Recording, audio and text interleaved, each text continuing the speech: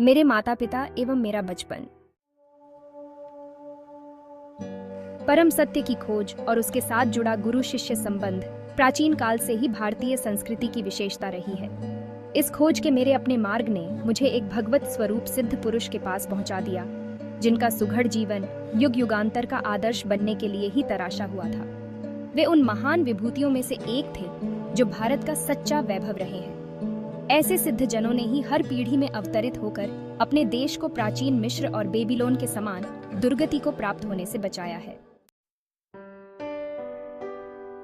मुझे याद आता है, मेरे शैशव काल में पिछले जन्म की घटनाओं की स्मृतियां मेरे स्मृति पटल पर उभर रही थीं, तथापि ये स्मृतियां उन घटनाओं के घटित होने के क्रम के अनुसार नहीं थीं। बहुत पहले के एक जन्म की स्पष्ट स्मृतियां मुझ में जागती थीं। जब मैं हिमालय में रहने वाला एक योगी था, अतीत की इन झांकियों ने किसी अज्ञात कड़ी से जुड़कर मुझे भविष्य की भी झलक दिखाई। शिशु अवस्था की असहाय के अवमाननाओं की स्मृति मुझ में अभी भी बनी हुई है।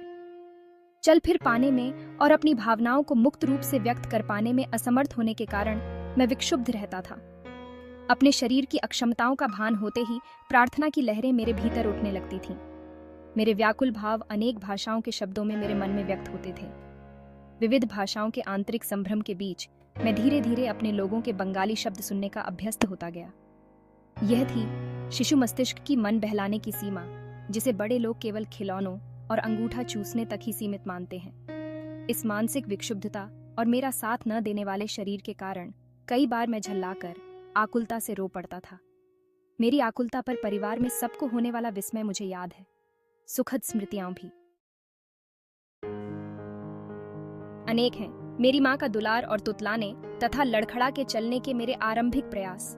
इन आरंभिक सफलताओं को सामान्यतः जल्दी ही भुला दिया जाता है, परंतु फिर भी ये आत्मविश्वास की स्वाभाविक आधार शिलाएं होती हैं। मेरी इन सुदूरगामी स्मृतियों का होना कोई अपूर्व बात नहीं है। अनेक योगियों के विषय में झांत है कि उन्होंने जन्म मृत्यु के नाटकीय अवस्था परिवर्तन में भी अपने आत्मबोध को बनाए रखा। यदि मनुष्य केवल शरीर होता तो निसंशय उसकी मृत्यु के साथ ही उसका अस्तित्व समाप्त हो जाता, किंतु यदि युग युगांतर से सिद्ध महात्माओं ने सत्य प्रतिपादित किया है तो मानव मूलतः अशरीरी सर्वव्यापी आत्मा है। शैशवावस्था की सुस्पष्ट स्मृतियों का होना विलक्षण तो है, किंतु ऐसी घटनाएं अति दुर्लभ भी नहीं। अनेक देशों में यात्रा करते हुए मैंने अनेक सत्यनिष्ठ स्त्री पुरुषों के मुख से उनकी शैशवावस्था की स्मृतियां सुनी हैं। मेरा जन्म पूर्वोत्तर भारत में हिमालय पर्वत श्रेणी के निकट स्थित गोरखपुर में 5 जनवरी 1893 ईस्वी को हुआ था। वहीं मेरे जीवन के पहले 8 वर्ष व्यतीत हुए थे।